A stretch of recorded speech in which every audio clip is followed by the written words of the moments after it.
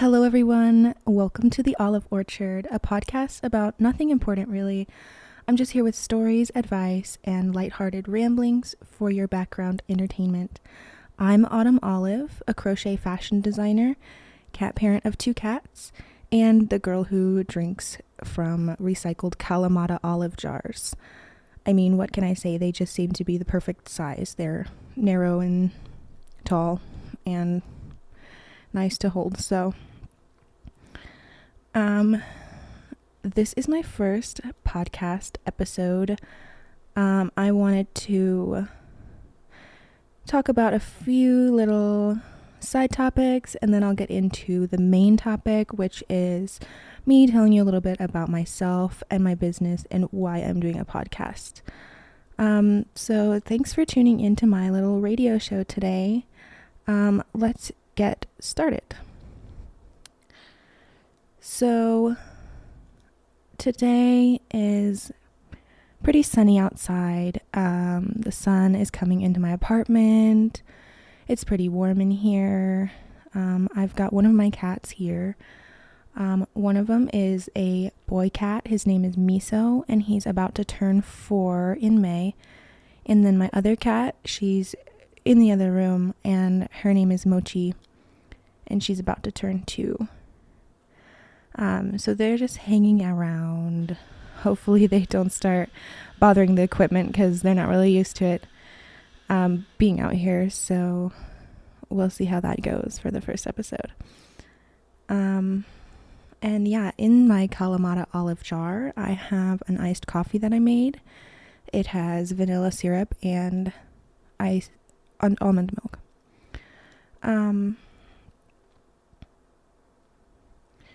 So first off, I wanted to mention a favorite snack of the week. And right now I'm really into dried mango, specifically organic dried mangoes. And the reason I like them so much is because a lot of times with dried fruit, you can't really find some that's unsweetened. I mean, I do like sweetened dried fruit, like dried pineapple, dried kiwi, but they're usually really sweetened, and so it's not really good to eat a lot of them. But the organic unsweetened dried mangoes are pretty sweet on their own, kind of tangy, and they have a nice fruit leather texture to them, so I've just been finding that really pleasant to snack on when in the mood for something sweet, and if I feel like I need some fruit in my diet. Okay, next I want to mention a show of the week, which is a show that I just finished watching, sadly, and it's Daria from MTV. This show aired back in like 1997, and the last episode I believe was in 2001. And I was born in 1999, so, I mean, I didn't really watch the show in its prime, but it's really fun to look back and see little references of, like, old computers, chalkboards. I mean, I can't believe we don't have chalkboards in schools these days. And yeah, so that show's really fun. If you haven't seen it, Daria is the main character. She is kind of a monotone, sarcastic high schooler.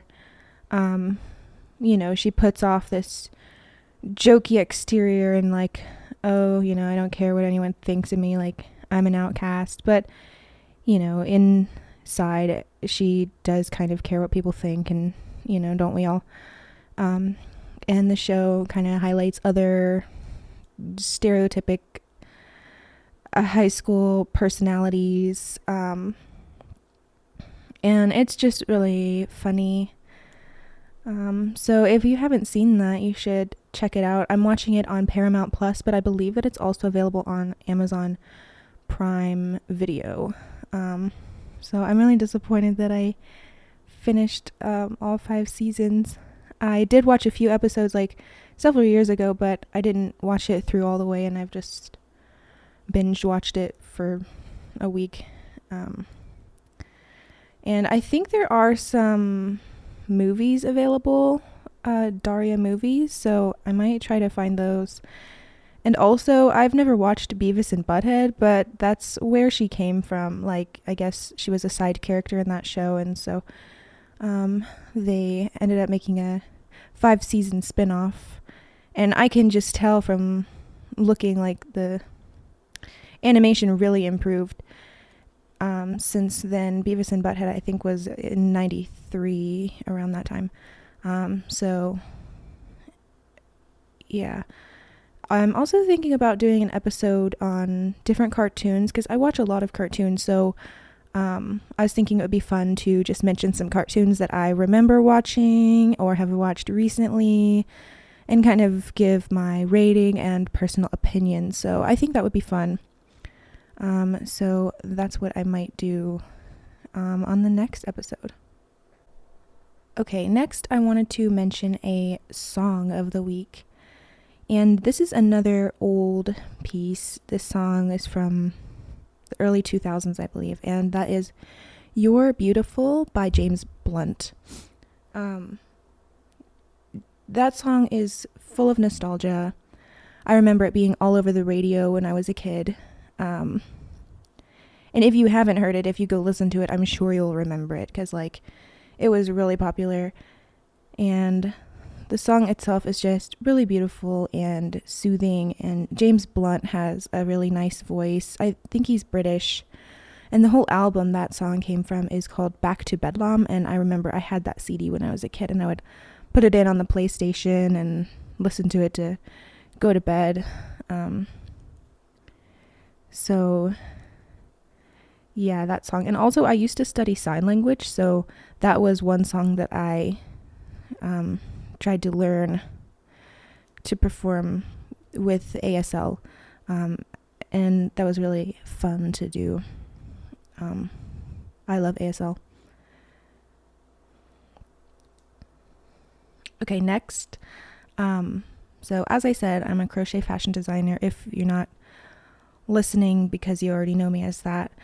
So I wanted to mention a pattern of the week and read a couple of reviews, because these reviews that I get are so heartwarming, and I'm so thankful that people take a couple minutes out of their day after their purchase to actually leave me a review.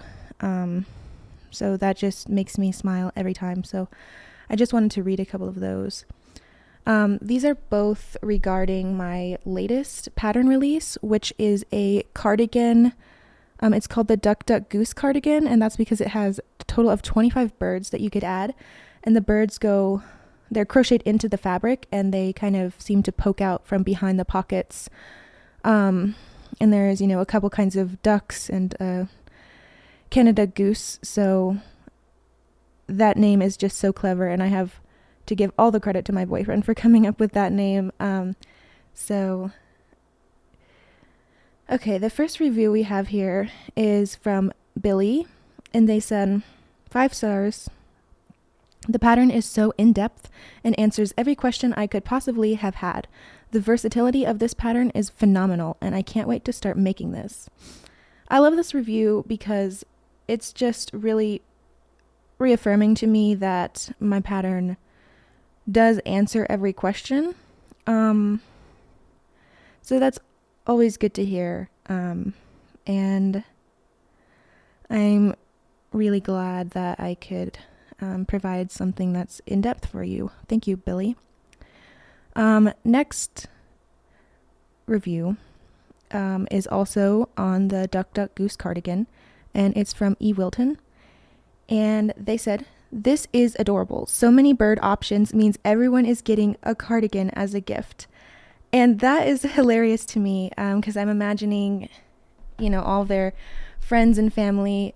One person will have like a duck cardigan, one person will have a parrot cardigan, one person will have a owl cardigan, and that's just so amusing. So thank you so much for that review as well. And I'm currently crocheting a vest.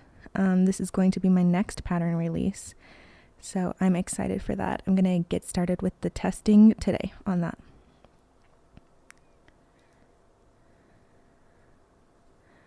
Okay, and last little tidbit before I get into the main topic. So I just wanted to mention something that I am appreciative of this week, and that is going to have to go to my boyfriend. He is so supportive of me, and I am beyond lucky that he has actually been helping me get started with this podcast. He's been studying audio tech and production for the last several years. So he knew exactly where to begin looking and what I would need to get started. And I'm just so thankful for that, because otherwise this whole thing wouldn't even be possible. I would have just been too overwhelmed to even attempt something like this. So I am super grateful for him. And, if there's anyone in your life that has special skills, friends or family, just be so grateful for them, because, it's important to have special skills, and you never know when you might need that. And if it's a friend that you have that has special skills, please consider asking them, if they would like to be compensated for their work, because this kind of thing is not easy.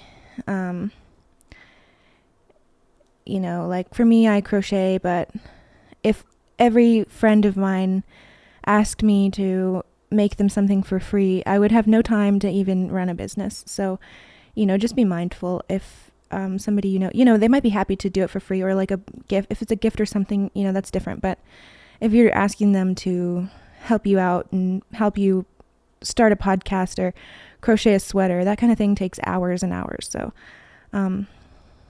just make sure that you are extra appreciative of them and compensate them for their work if you think that they deserve it. Okay, so let's go ahead and get started talking about me and a little bit of background about me. So I have been crocheting since I was 10 years old. So it's been 12, 13 years since I started crocheting. How it all started was that I was at my dad's old house, and we were cleaning out one of the rooms in the attic, and I ended up coming across like a basket full of some yarn and crochet hooks, and I asked my grandma on my dad's side at the time, she was there, and I was like, what's all this? And she was like, oh, that's crochet supplies. My mom crocheted, and she was like, I wonder if I remember how to do it. And she didn't really remember. All she remembered was how to do like a slip knot, which is the first step to start, and then kind of how to do the chain. And then from there, she kind of didn't remember. So I was already obsessed with it by then. I was like, well, I really want to learn this. So I don't remember if from there, maybe I went online or maybe I found a book, but I was able to teach myself like the basic skills that I needed. And at some points I would come across somebody who knew what they were doing and would kind of maybe teach me a stitch here and there. But for the most part, it was like self-taught. And I started out by making amigurumi, and which is little plushies, little stuffed animals or dolls, usually with like a small hook, and it's a really tight stitch. So I started out making like plushies and pot holders and little things around the house, simple and quick projects. And when I was younger, I had other hobbies like drawing, painting, reading, playing outside, going to school, stuff like that. So crochet wasn't like, an all day thing. It was just, one of my hobbies. And I have actually never made a garment at the time. I might have made like a hat or a scarf here and there, but it was always just like a background hobby. I sometimes attempted other projects, but I was never completely serious about it. And then when the pandemic hit, I saw that everybody was getting into crochet and knitting. And I was like, wow, finally. And so then I was like, I think it's time to really get serious about this. So, I was feeling inspired and stuff. And I was like, you know what? I want to try to make a garment. And from the first garment I made, it was all freehand. And, I think I started out with making just like a tank top or something. Really simple. And, at first I didn't know anything about sizing or anything really. So it was a lot of trial and error, but eventually I was able to figure out, okay, so this many stitches equals this many inches, and then I can use that to, kind of plan ahead and plan out different designs with that. And, I started taking notes as I went, and then, I was sharing my stuff to my Instagram, and people began to ask me, like, do you have a pattern for this? And I was like, well, no, it was freehand, but maybe I do have the ability to write a pattern. So that's what I did. I started writing patterns about, with the different sweaters and stuff. And people really liked them. So I am super grateful that people are actually seeing my work and appreciating my work. And, if I told my 10-year-old self this is where I would be today, she would just not even believe me. So that's really cool to, look back on the growth. And yeah, so I ended up releasing about 20 patterns in the last year or so, which is crazy. And it's even more amazing to see people who have recreated my work using my patterns. And, it's just really cool to see, because it's like, wow, I did that. I was able to, put that information out in the world for people to use and enjoy. And now we have people, making bird cardigans for their whole family. So that's really great. And yeah, so, this year, my goal for my business was to kind of just, focus on moving forward, and also focusing on my past work, because, last year I spent a lot of time, making patterns and stuff, and making patterns is sometimes not all sunshine and rainbows. There's a lot of math, there's a lot of frustration sometimes, and with the testing period, and, there's a wait for it to be ready to release. And then, I was just on a roll and doing that, and then turning around and starting out a new release. So this year I wanted to kind of go back and remake some of my designs just for fun, because it's a lot more fun. Well, I mean, it depends, but I feel like at the moment, I think it would be fun to just, relax and work on some of my past projects, just so I can watch TV and crochet and have a more relaxing experience. If an idea comes to me, then I will make it. Like I said, I'm making a vest pattern right now, but I don't think I'll release 20 patterns this year like with last year. But yeah, I just wanted to focus on making some of my old designs and working on building up my social media, maybe doing some YouTube tutorials, because that's often requested. And then, yeah, I just thought that it would be fun to create a podcast. I don't have knowledge or time to research like true crime or conspiracy theory topics or scientific information or anything like that, because I am still pretty busy with my business stuff. So, yeah, so I just wanted to come on here and, chat with you guys and, give you something to listen to while you're either crafting, working, cleaning, driving, anything like that. For anyone who is interested in this kind of podcast, just friendly chat and stuff, and if you just wanted to come hang out. So yeah, I think this will be really fun. At some point I'll put out a request for questions on my Instagram probably, and allow you guys to ask questions for the podcast. It doesn't have to be about crochet. It can be about anything, what are my thoughts on this or that, or have I ever tried this, and so on.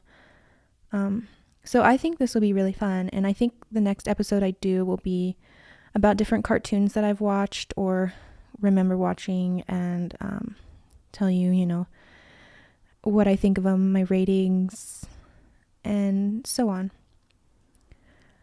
So thanks for listening.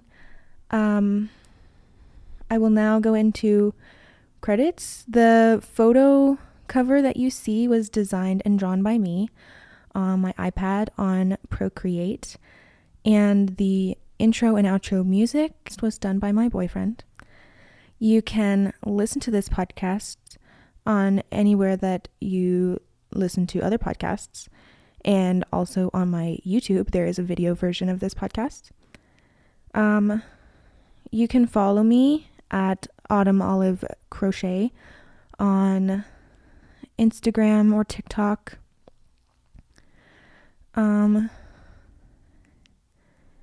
And if you would like to reach out to me regarding this podcast, you can do so at the Olive Orchard Podcast at gmail.com.